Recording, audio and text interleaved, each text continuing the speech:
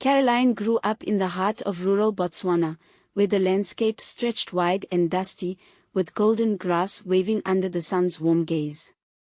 In her village, where cattle roamed freely and neighbors greeted each other with warmth, there was one special companion that kept her world connected: Radio Botswana.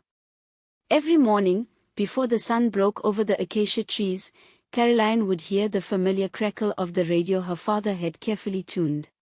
The little transistor radio sat proudly on a small table, and from it, the deep, familiar voices of Setswana hosts would flow through the house, filling it with news, music, and stories from all across Botswana.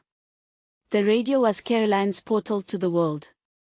She adored the Setswana programs, where she could listen to folk stories, community news, and lively debates.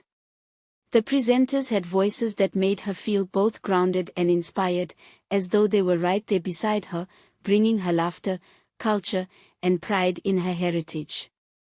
She knew the names of the hosts, their catchphrases, and even the little quirks that made each one unique.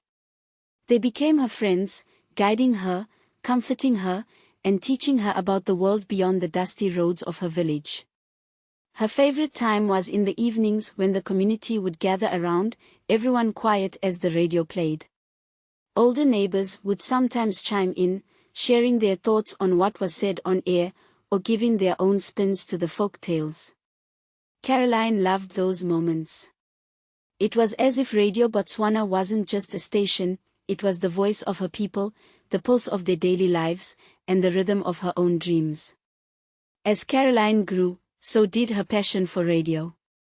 She knew that someday, she wanted to tell stories the way the presenters did, with words that could reach the heart of a listener, just as they had reached hers.